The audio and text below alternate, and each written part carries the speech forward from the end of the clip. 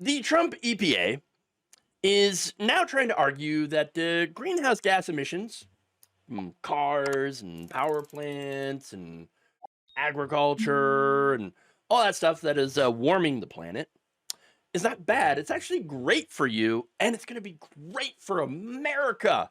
Yes.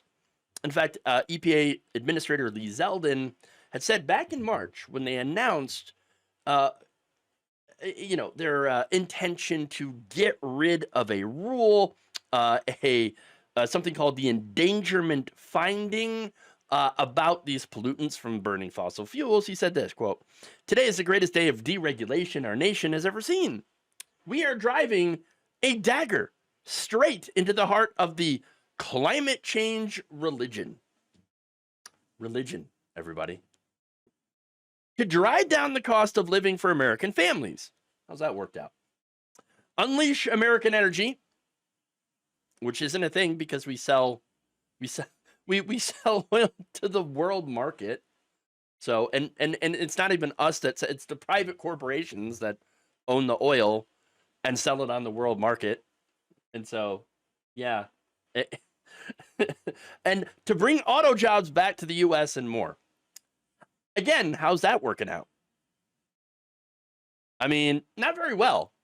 Tariffs are actually making things more difficult for auto manufacturers. But all right, yeah, very interesting. So let me give you the details about what they're doing at the EPA. The so-called Environmental Protection Agency, which under Trump is not at all protecting the environment. Under Zeldin, they have crafted a new proposal that would undo the government's endangerment finding. A determination that pollutants from burning fossil fuels, such as carbon dioxide and methane, can be regulated under the Clean Air Act. That finding has served since 2009 as the foundation for policies and rules used to address climate change. Now, the EPA's proposal to revoke this finding is currently under review by the White House's Office of Management and Budget, and so very likely that they're going to be able to get rid of this rule. Now, this effort, of course, comes in the wake of the hottest year that humans have ever recorded on Earth.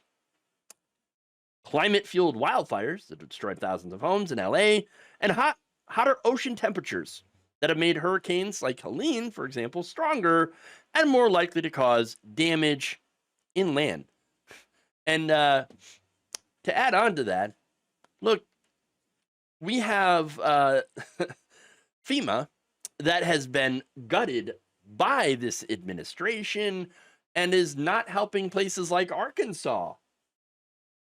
So we have more climate change fueled weather events, extreme weather events happening, and the federal agency that is supposed to help has been completely gutted and is not helping anyone anymore. Gonna get real bad. Now, let's give you some history, though, about this specific rule. Back in 2007, the Supreme Court had found in Massachusetts v. EPA that the agency is required to regulate carbon dioxide and other greenhouse gas emissions under the Clean Air Act. Okay. In 2009, during the Obama administration, the EPA declared greenhouse gases in the atmosphere to be a hazard to people. Which, again, that does make sense. This long overdue finding cements 2009's place in history as the year when the U.S. government began seriously addressing the challenge of greenhouse gas pollution and seizing the opportunity of clean energy reform. Then EPA Administrator Lisa Jackson said in announcing this decision. The endangerment finding is the basis for rules that regulate climate pollution from coal and gas-fired power plants, car and truck exhaust, and methane from the oil and gas industry, specifically natural gas, which puts out a ton of methane because these pipelines are notorious for leaking. Now that Trump is in power and the bad guys have full control of the government and the courts, they have seen this as their chance to gut this rule and to give the biggest gift possible to the fossil fuel industry. That said, could the move be overturned by the courts if they go forward with this? Yeah, it could happen. But if the decision is upheld, which I expect it to be, it could make it more difficult for future administrations to limit the human-caused greenhouse gas pollution that is currently heating the planet. That is not good. That is not good at all. Rachel Cletus, policy director with the Climate and Energy Program at the Union of Concerned Scientists, said of this, quote, the Trump administration's intent is clear. They want to undermine or overturn the endangerment finding so as to evade EPA's legal responsibility to address the harms caused by climate change. Well, they don't believe in climate change, so they would say, what harm? What harm? There's no harm. Everything's good. The greening of the planet. That's great. Yes, we love it. I mean, they have made that argument. Okay. Now she says this is simply a giveaway to the fossil fuel industry and an attempt to undo pollution standards to limit heat trapping emissions from motor vehicles, power plants, and from oil and gas operations. Now, in his executive order that Trump had issued the first day, remember the flurry of executive orders, he told the EPA, all right, look into getting rid of this rule. Okay.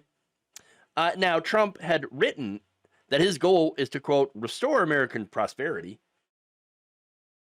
And we will drill, baby, drill. Okay, well, there you go. Now, the Trump administration argues that the EPA, under then President Barack Obama, established the endangerment finding in a, quote, flawed and unorthodox way. It did not stick to the letter of the Clean Air Act, which is why we must dirty the air. That doesn't make any sense. In seeking to reverse the endangerment finding, the Trump EPA is making a legal argument that previous administrations had overstepped their legal authority and imposed trillions of dollars of cost on Americans.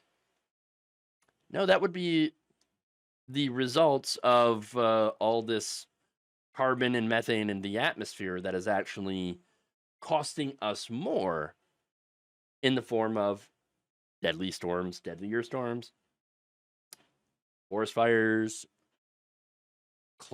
basically climate-induced destruction, climate change-induced destruction. But sure, go off about it, okay? And that's what they're doing. The agency repeats past Republican arguments. The 2007 Massachusetts v. EPA decision specifically did not hold that the EPA was required to regulate these emissions from these sources. Then what the hell is their job? Then what is their job? Well, I mean, under a Trump or Republican administration, the EPA's job is to sit back and allow these giant oil companies to do whatever the hell they want. That's really it. I mean, that's the entire role they see for the EPA, is just to green light everything that the fossil fuel corporations want. So the EPA then argues under Zeldin that the more recent Supreme Court decisions raise further questions about the legality of the 2009 endangerment finding. Here's the thing. This is nothing more than Trump giving back to the fossil fuel companies that bankrolled him during his campaign. Remember, he said give me $1 billion and I will give you whatever the hell you want. That's it. Give me money for my campaign. Help me pay off my legal debts. And I will help you out. I will deregulate the hell out of you. He has delivered. Dan Becker, director of the Center for Biological Diversity's Safe Climate Transport Campaign, wrote in a statement about this, quote, by revoking this key scientific finding, our government is putting fealty to big oil over sound science and people's health. These proposals are a giant gift to oil companies that will do real damage to people, wildlife, and future generations. Well, here's the thing about that. They don't care. He does not care. Donald Trump's not going to be alive to see the worst that is going to happen from climate change. I mean, look, climate change is already here. We're already in it. But it will get worse. It will get worse. And people like Trump are not going to be around for that. They're not going to be alive for that. Barron will be. And that could be an argument. But it won't be effective either because Barron's rich. He'll be fine. He'll be okay. he's not going to be affected by this. But the vast majority of the world, however, well, we will be affected. And we already are being affected. And look, doing this, getting rid of this rule, is not going to help Americans on energy bills. Neither is shutting down green energy initiatives. In fact, that's going to raise energy prices. Getting rid of the tax incentives for solar and wind, as this administration is doing, is raising energy prices. And again, a warming planet is going to cost more when it comes to stronger storms, more droughts, longer droughts, food shortages as a result of all this. I mean, the economic impacts are in the billions of dollars at least.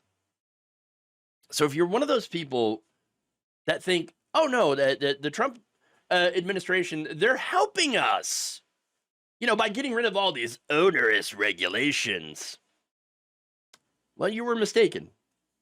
Unless you're an oil executive, then, well, you're going to be screwed along with all the rest of us. Thank you for watching. If you enjoyed this video, please like, share, subscribe, hit the bell icon in order to get notified whenever a new video is released. And if you want to support independent, progressive media through this difficult time where it seems like everybody is shutting down, you can become a member on our YouTube page, you can become a subscriber on Facebook, or you can go to my Patreon. It's patreon.com/Jeff Waldorf. Thank you.